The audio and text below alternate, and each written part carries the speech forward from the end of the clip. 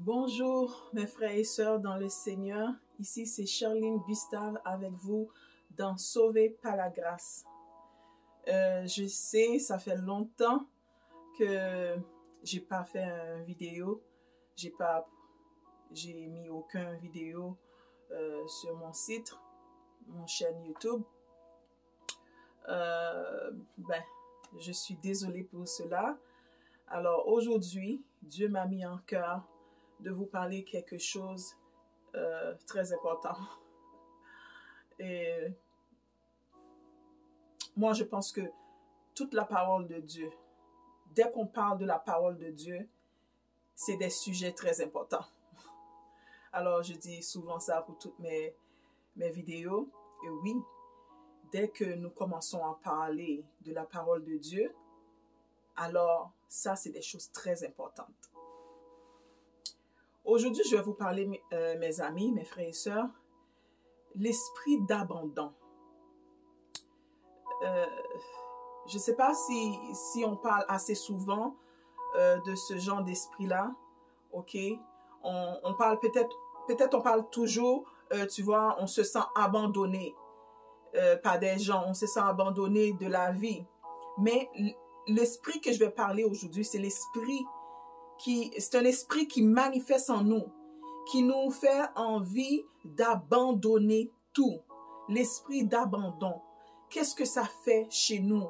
Et ça manifeste différentes façons chez chacun de nous. Parce que nous avons différents de styles de vie. Les choses qui me dérangent ne te dérangent pas. Tu vois, les choses qui ont des valeurs pour moi, ça ne veut pas dire que c'est les mêmes valeurs pour toi. Alors, je pense que l'esprit de l'abandon, ça fonctionne avec notre valeur, notre propre personne. Alors, aujourd'hui, je suis là pour parler de l'esprit d'abondant. Alors, l'esprit d'abondant que je vais parler, c'est celle qui manifeste chez moi actuellement. Alors, j'ai voulu faire ce vidéo-là pour partager avec mes frères et sœurs comment cet esprit-là me maltraite, on peut dire, mais j'ai la victoire. J'ai la victoire et je le sais. Je prie, je gêne pour ça. Alors, c'est quelque chose qui est très fort chez moi, mais qui n'est pas supposé. Mais comme vous le savez, étant chrétien, chacun de nous a une difficulté que nous sommes en train de surmonter dans la vie.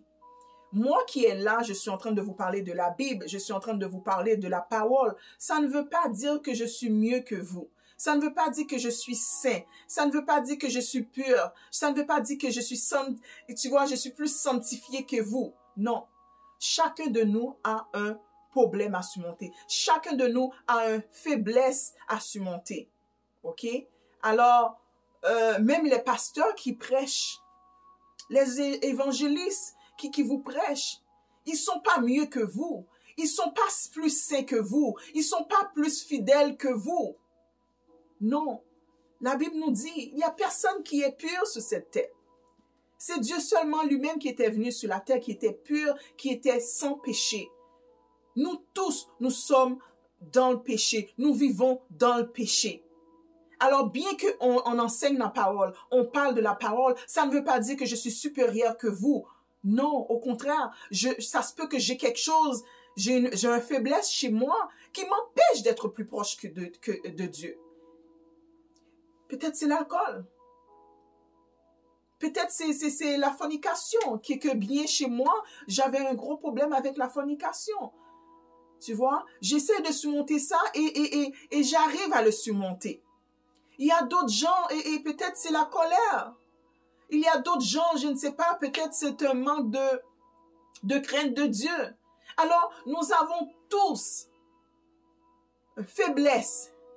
La faiblesse, on dit ou bien une faiblesse? Je sais-tu, moi. Alors, je vous laisse deviner. C'est ça, nous avons tous des faiblesses. Alors, ne sentez pas, et tu vois, sale que l'autre. Parce que nous sommes tous sales. Nul est propre. Mais chacun de nous nous faisons notre possibilité, notre crainte, d'avoir crainte de Dieu nous donne la force de nous laver, de surmonter ces faiblesses. Mais nous ne sommes pas mieux que l'autre. Alors, c'est ça que je voulais vous dire. Alors moi, aujourd'hui, je vous parle de l'esprit d'abondant. Abandonner. C'est quoi se sentir abandonné? Lorsque tu sens tout autour de toi, tout le monde t'abandonne, tout le monde veut rien savoir de toi, même la vie ne veut rien savoir de toi. Tu te sens abandonné. Tu te sens qu'il n'y a plus de raison de vivre. Mais au contraire, Dieu nous dit, il ne va jamais nous abandonner. Alors, nous ne sommes jamais seuls. Mais par contre, ces esprits-là sont là pour nous faire croire autrement. Moi, je vais vous parler dans mon cas à moi. Comment l'esprit d'abandon fonctionne dans ma vie. Par exemple, il sait que j'aime mes enfants. Je l'aime par-dessus de tout. Ce qu'il met en moi, il met la crainte chez moi pour mes enfants. Je suis toujours en train de soucieux pour mes enfants. Je suis toujours en train de m'inquiéter pour la vie de mes enfants.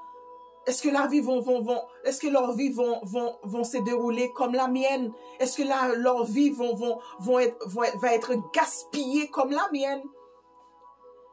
Alors, qu'est-ce que l'esprit d'abandon me fait? Il me donne des pensées, des idées, des mauvaises choses négatives qui passent dans ma tête, qui me disent, OK, tu sais quoi? Tu peux pas élever tes enfants.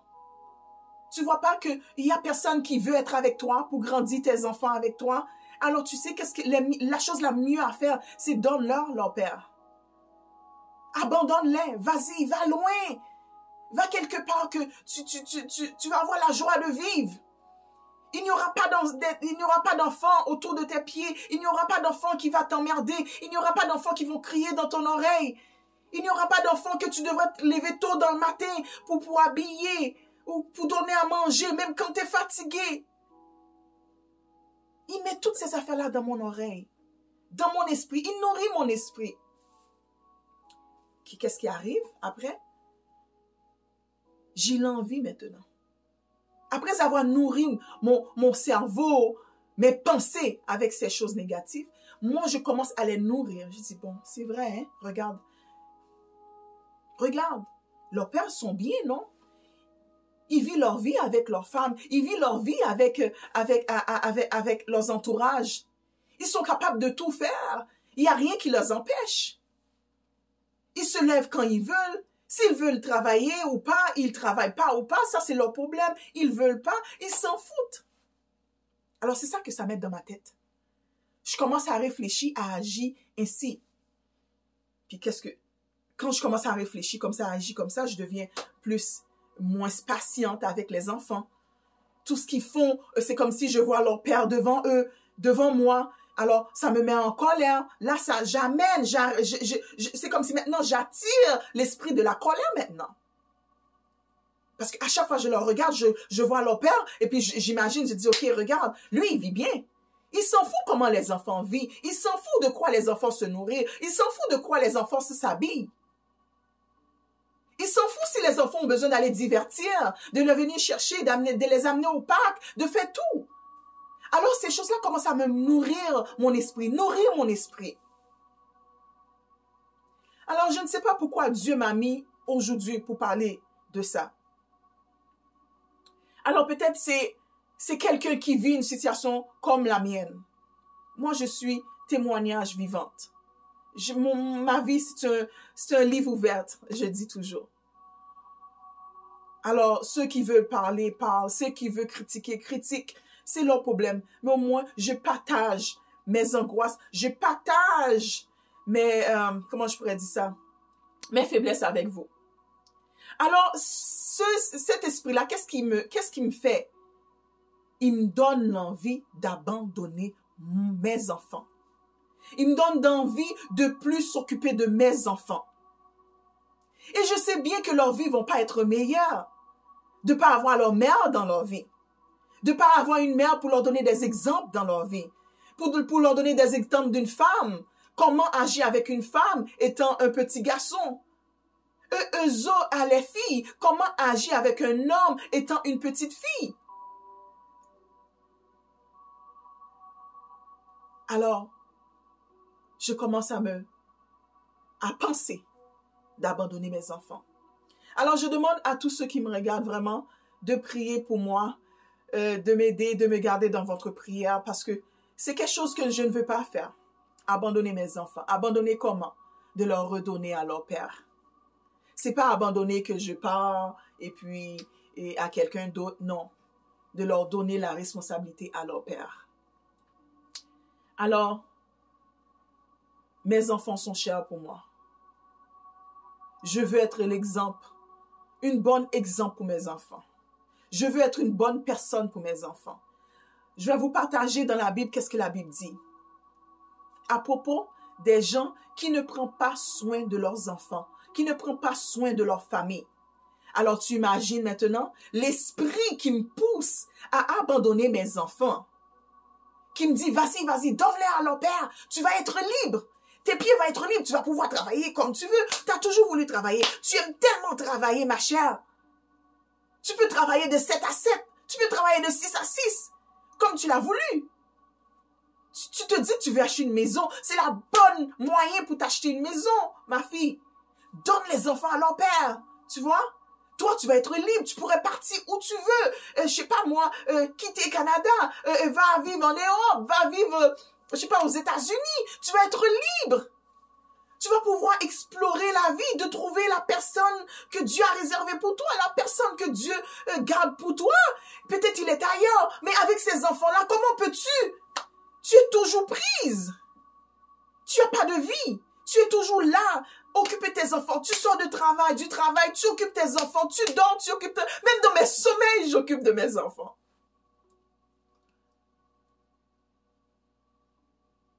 Alors, vous voyez comment l'ennemi utilise cette faiblesse-là pour m'atteindre.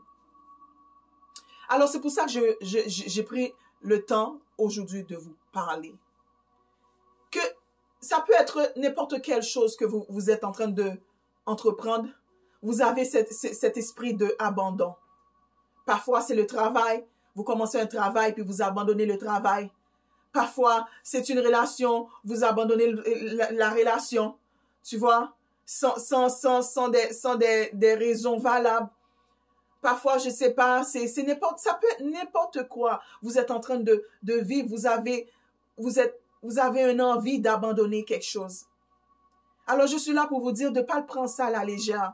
C'est pas vous vraiment qui veut abandonner.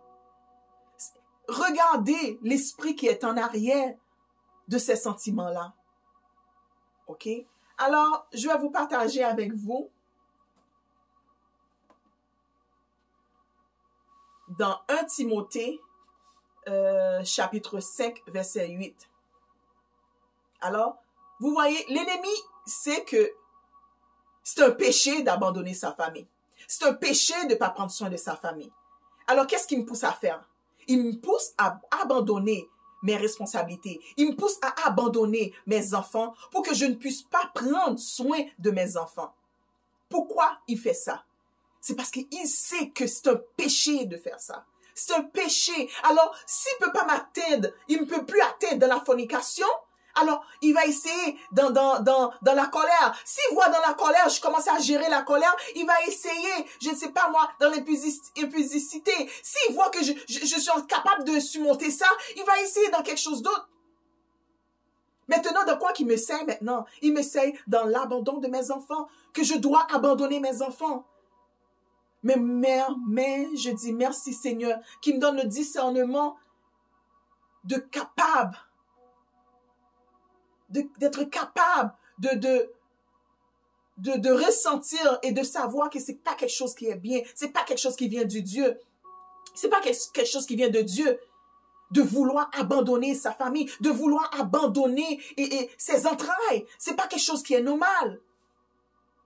Bien que la vie est difficile, bien que je surmonte beaucoup de choses, mais je peux pas avoir cette envie d'abandonner mes enfants. Alors, dans 1 Timothée, chapitre 5, verset 8 nous dit, « Si quelqu'un n'a pas soin des saints, et principalement de ceux de sa famille, il a renié la foi, il est pire qu'un infidèle. » Alors je reprends. Je reprends. Si quelqu'un n'a pas soin des saints, si quelqu'un n'a pas soin des saints, et principalement de ceux de sa famille, il a renié la foi. Et il est pire qu'un infidèle. Alors tu imagines, moi qui essaie de marcher avec Dieu, et puis ces esprits-là me poussent à abandonner ma famille, à ne pas prendre soin de mes familles, à ne pas prendre soin de mes enfants que Dieu m'a donné comme une bénédiction, à ne pas prendre le fruit de mes vieillesses, à ne plus s'en occuper. Vous voyez qu'est-ce que Dieu dit? Je suis pire qu'un infidèle. Je suis plus mal qu'un infidèle. Un infidèle. Excuse-moi aussi, hein, ça c'est une chose que l'ennemi utilise vers moi. Là, je peux dire, maintenant je m'en fous. Je m'en fous, je prends plus ça à cœur. Avant, quand je faisais mes vidéos, je voulus que mes vidéos soient toujours parfaites. Et à cause de la crainte, la peur d'être jugée, à chaque fois je me prête à faire les vidéos, je perds la capacité de bien prononcer, de bien communiquer. Je perds la langue française. Même ma propre langue, je ne peux plus parler. Pourquoi? Pourquoi c'est comme ça? C'est l'ennemi qui me pousse à ne pas pouvoir communiquer, qui me rend la langue lourde, de ne pas pouvoir parler.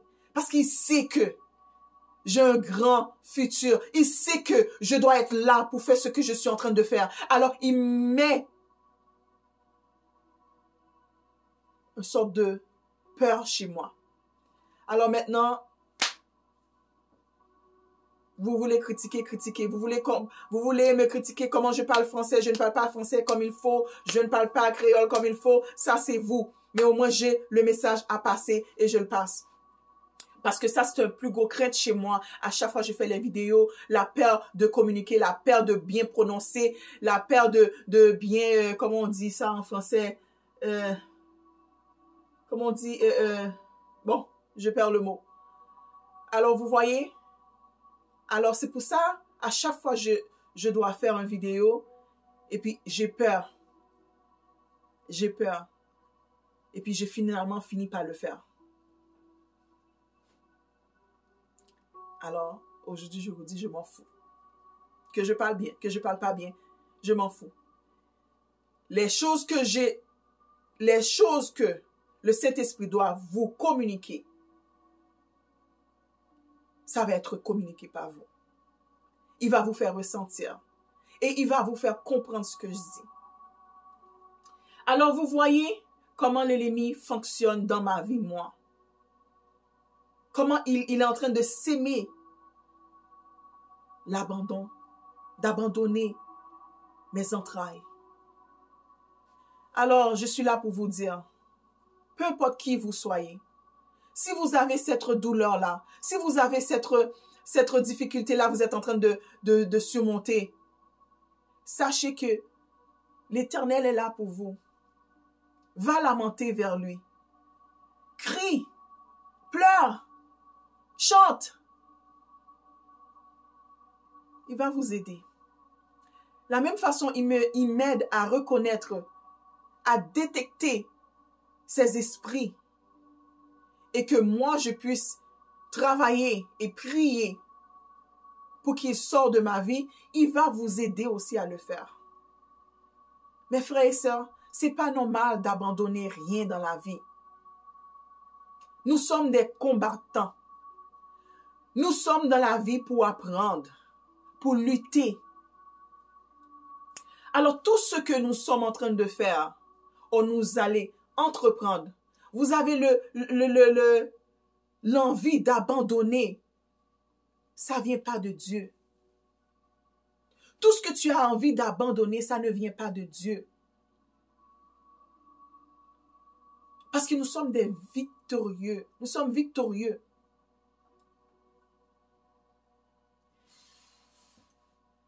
Vous, peut-être vous n'avez pas des enfants, vous n'avez pas une famille, mais vous avez des frères et sœurs.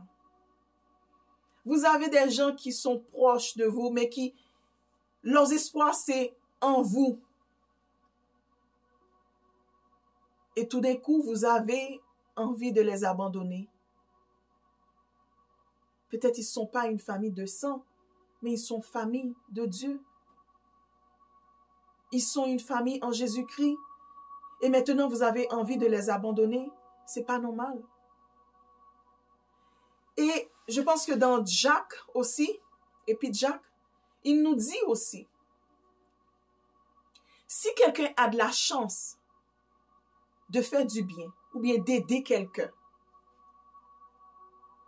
et tu as la possibilité d'aider cette personne, de faire du bien à cette personne, tu ne le fais pas, c'est un péché.